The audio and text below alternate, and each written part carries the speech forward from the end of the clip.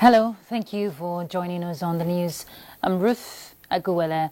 My sign language interpreter is Shagun Ajayi. Let's begin with the headlines. President Bola Tinubu signs instrument of clemency and pardons. FG Stella Steel signed $400 million deal to boost local steel production. And First Lady Oluremi Tinubu advocates donor dependency reduction, citing Nigeria's progress in tuberculosis control.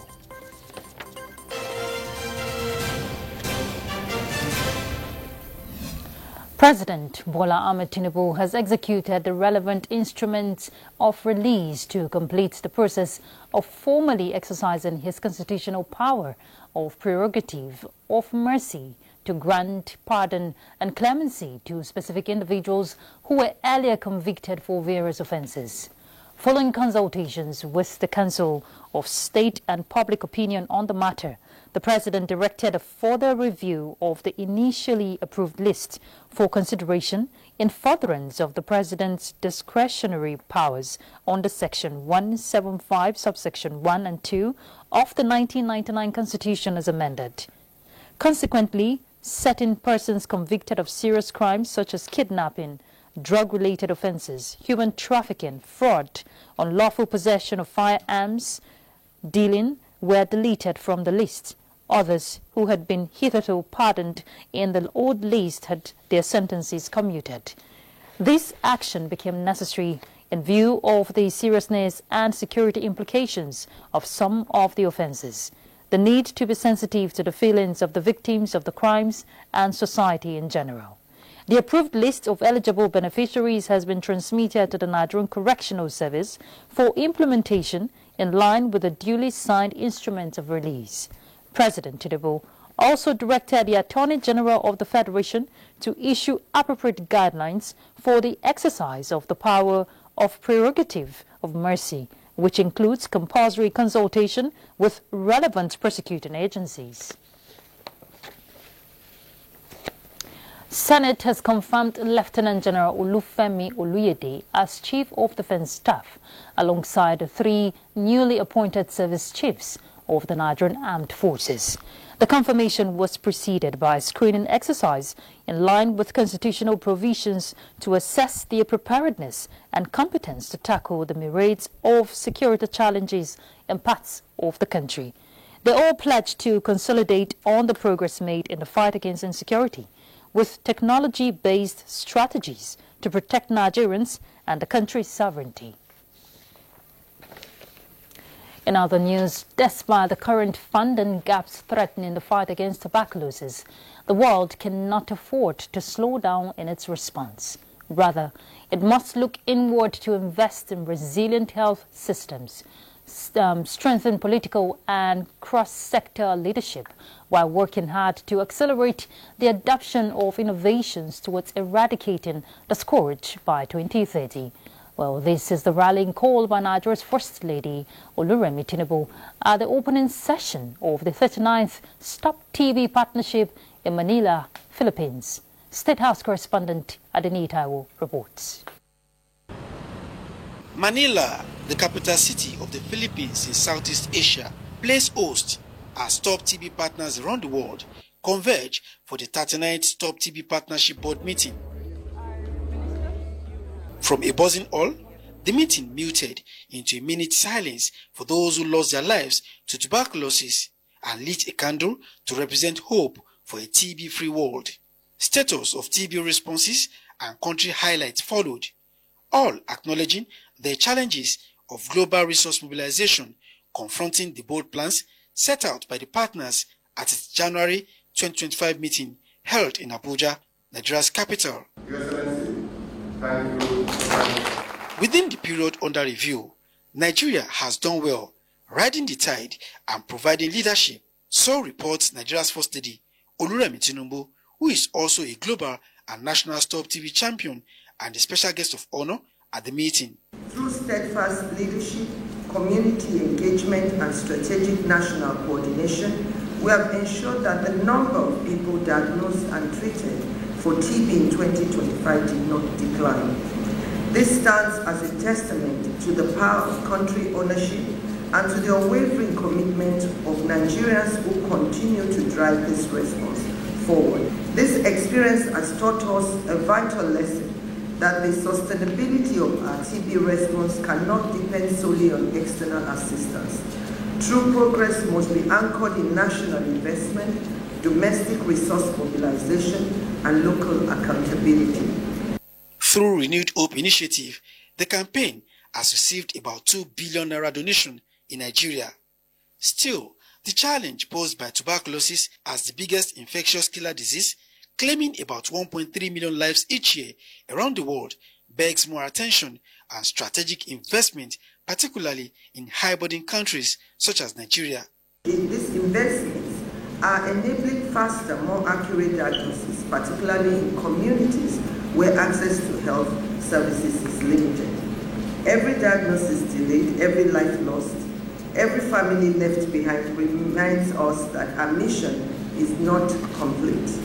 Yet through collective courage, innovation, and shared responsibility, we can and we must build a world where tuberculosis is no longer a threat to anyone, anywhere. We need these leaders. We need the leaders that care for the health of their citizens. But we are here in a very unique opportunity to really see that these leaders that are here with us are walking the talk, as we say, and are keeping their promises. This is what we're showing to the world, how to act on the issues that afflict our citizens. Clearly, we've taken ownership of our fight against TB. We already have the appropriation of $50 million domestically, which we will put towards procuring the gap in terms of commodities and diagnostics through the Global Drug Fight Facility. The meeting explored future perspectives on TB procurement to ensure easy access to TB products, as well as how to provide more support for high-burden countries. From Manila in the Philippines, Adeni Itaiwo, NTA News. The stage is set in South Korea for the annual APEC summit, with world leaders including U.S. President Donald Trump, Canada's Mark Carney, and Australia's Anthony Albanese arriving in Busan. The arrival precedes a special dinner hosted by South Korean President, setting the scene for discussions and potential breakthroughs. Let's hear from Comfort Fashong. The ancient city of Gyeongju in South Korea welcomes presidents, prime ministers and business leaders from 21 Asia-Pacific economies as the 2025 APEC summit begins on October 31st.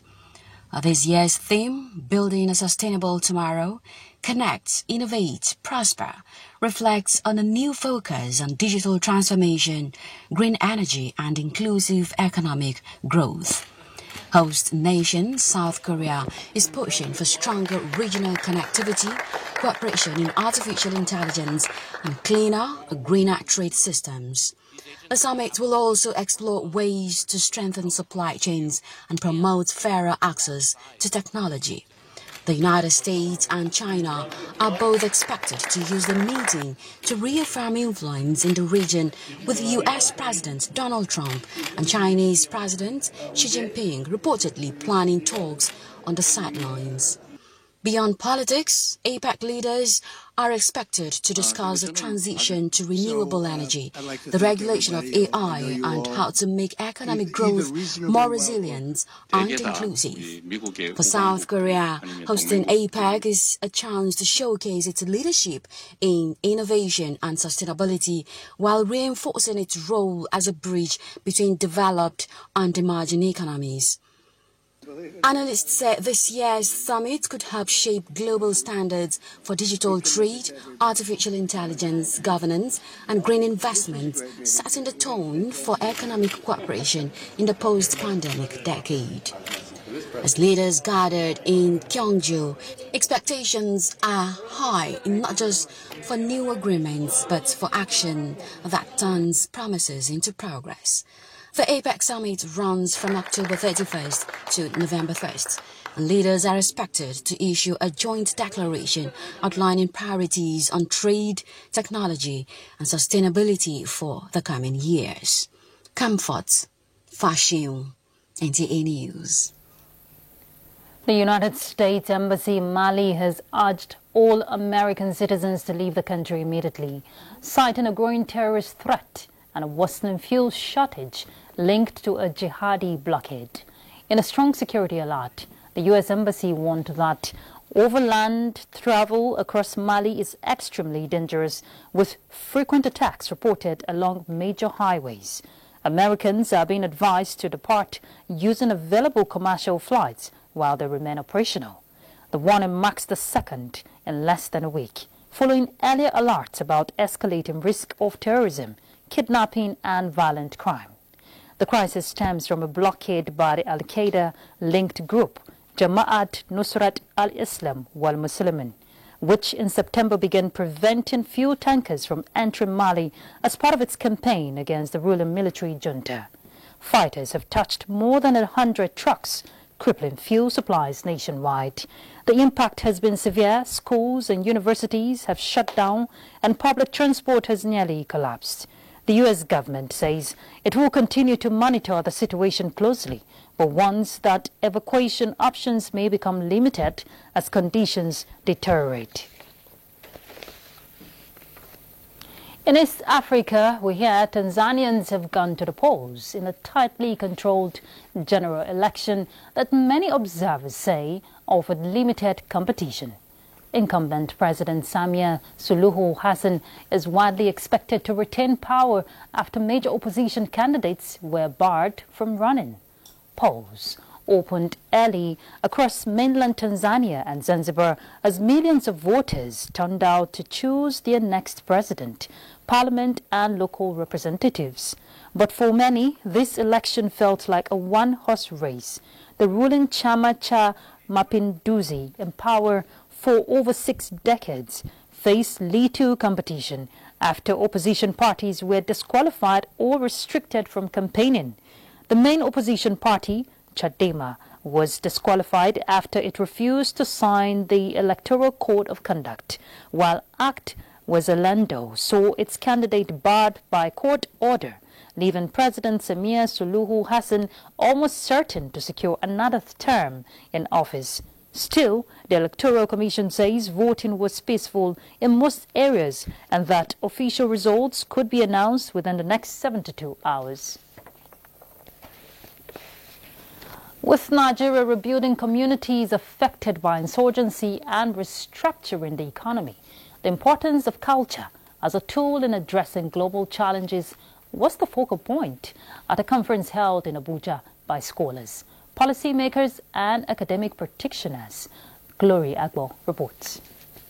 Presented papers and shared experiences on the role of cultural sustainability in promoting environmental conversations, social cohesion, and practical framework for economic development, particularly in areas affected by insurgency in Africa. This partnership enables us to apply for funding from the DAD, the German Academic Exchange Service, to establish a graduate school in Nigeria. The University of Maiduguri suffered from this insurgency, and many of our staff started leaving the University of Maiduguri, especially those are from other states.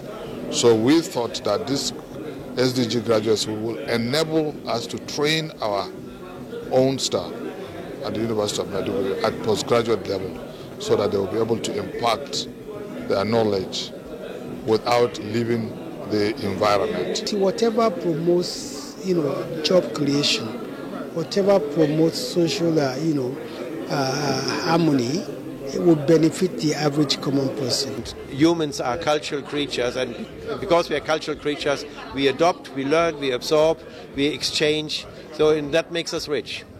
The conference, organized by University of Maiduguri, Nigeria, in collaboration with University of Hildesheim, Germany, and University of Cape Coast, Ghana, ended with a call to action urging stakeholders to prioritize cultural sustainability in their developmental agenda. In Abuja, Glory Agbo, NTA News. International Day of Care and Support is a United Nations observance which highlights the critical role of care and support in sustaining families. We'll pick up with that after the break. Do stay tuned. Thank you for staying tuned. So, International Day of Care and Support. How significant is it for families and communities? Farmer Pai will tell us. Paid and unpaid is crucial to the future of decent work. Growing populations, aging societies, changing families, women's secondary status in labor markets, and shortcomings in social policies demand urgent action on the organization of care work from governments, employers, trade union, and individual citizens. If not adequately addressed, current deficits in care service provision and its quality will create a severe and unsustainable global care crisis and increase gender inequalities at work. Our society depends so much on care, and yet we hardly value the people who provide this care. So Nigeria really needs to set up policies that protects caregivers. Even if the policies are there, we have to find ways of implementation, stronger ways of implementing. And care is not a favor. It is foundational to human dignity, health, and national development. The Assembly invites stakeholders to observe the International Day of Care and Support on an annual basis in an appropriate manner in order to raise awareness of the importance of care and support, especially in war-torn countries and to displaced people in the IDPs. Humanitarians say showing care is non-negotiable. For me as a humanitarian, I strongly believe that providing care service is vital because care lies at the heart of humanity. It restores dignity, it restores hope, it strengthens resilience, and also is a foundation for sustainable development. It's very, very important.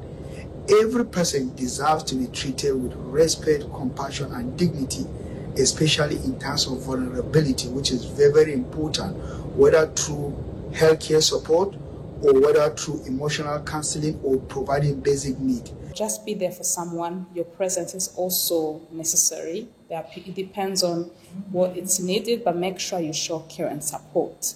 So as a counselor, I can say that it's very, very important because people, they need to know that there are people who are listening to them.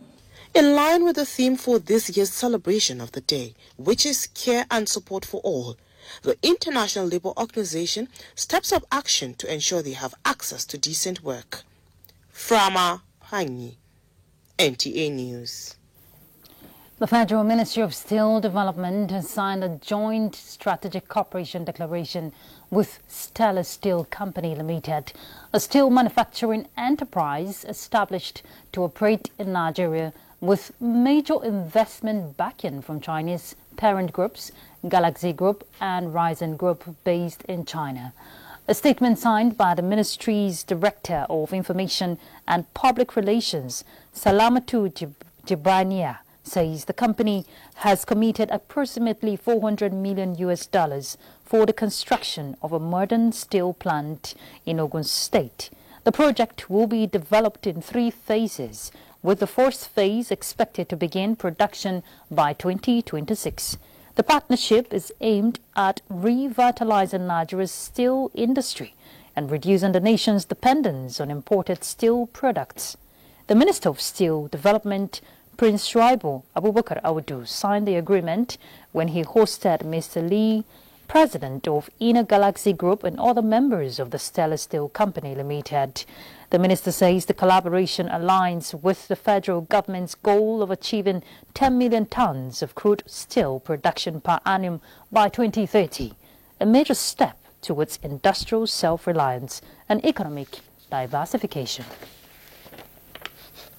Actors and critical stakeholders in the transport sector are set to draw up a workable roadmap to drive the realization of the $1 trillion economy by 2026, as projected by the present administration. Transport correspondent Ladibala reports. Transportation is not only considered one of the catalysts for development, but serves as a veritable lifeline for economic growth and social cohesion. Concerted efforts are being galvanized by actors and players in the transport sector to redefine the viable entity beyond movement, but an enabler of development.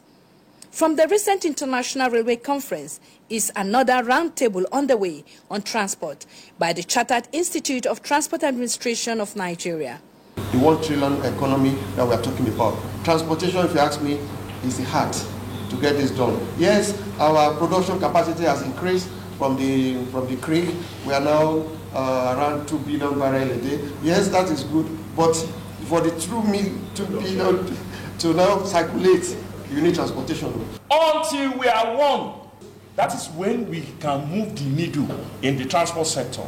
If you have a sector that is well organized and governed, and there is a principle, a practice, a way about how you use the road first. So all of these issues have to do with attitudinal content of the drivers. Stakeholders are optimistic of the favorable outcomes that will birth an integrated transport system within the confines of global best practices. In Abuja, Ladibala, NTA News. Health, they say, is not just the absence of disease. It is the strength to live, to dream, and to thrive.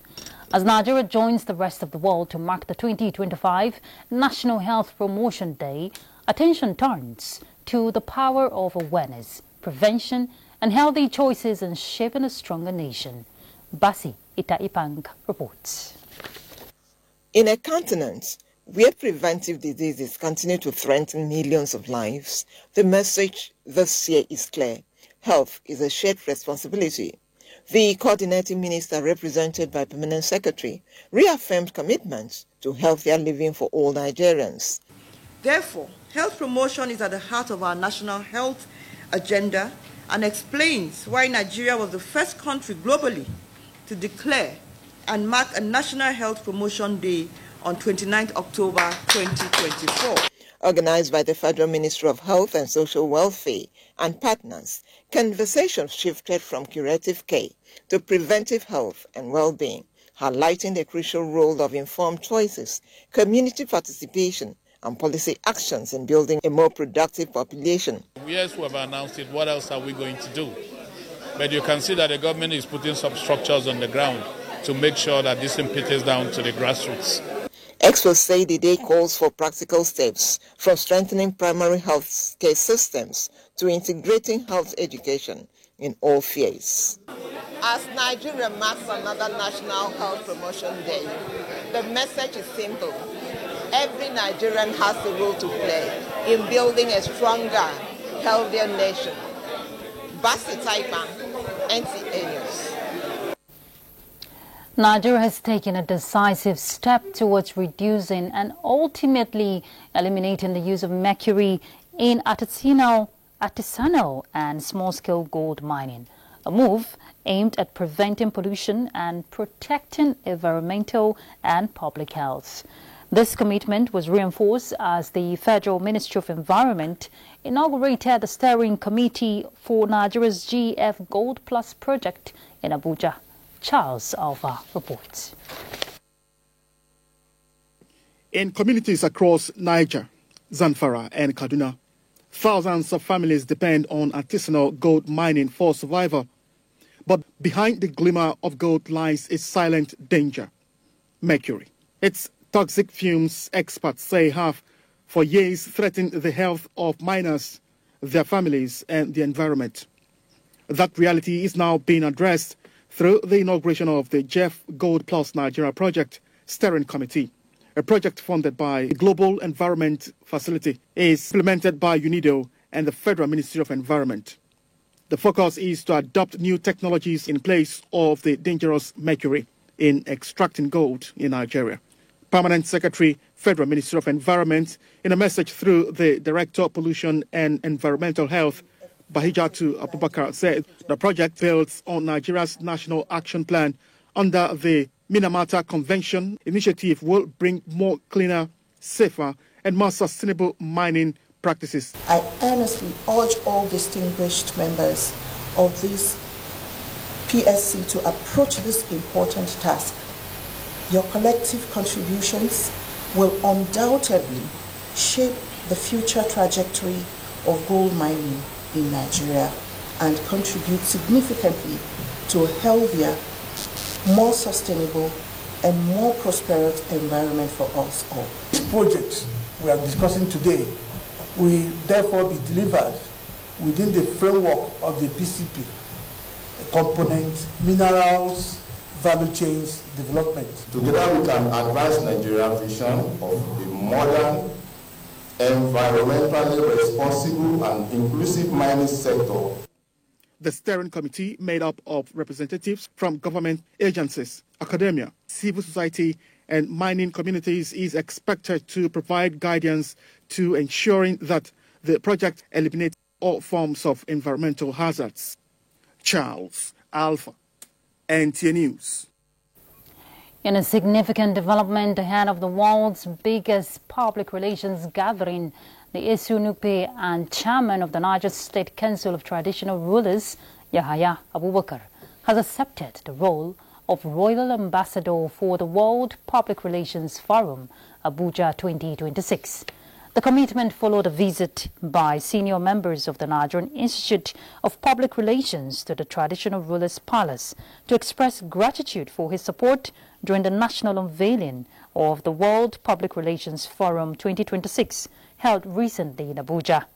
President and chairman of the council, Dr. Ike Neliaku, commended the Esunupe for his exemplary leadership and positive influence, describing him as a bridge builder with a strong appeal across various sectors of society. In his response, the traditional ruler expressed delight over the collaboration, describing it as a strategic avenue to project Nigeria's rich cultural heritage on the global stage.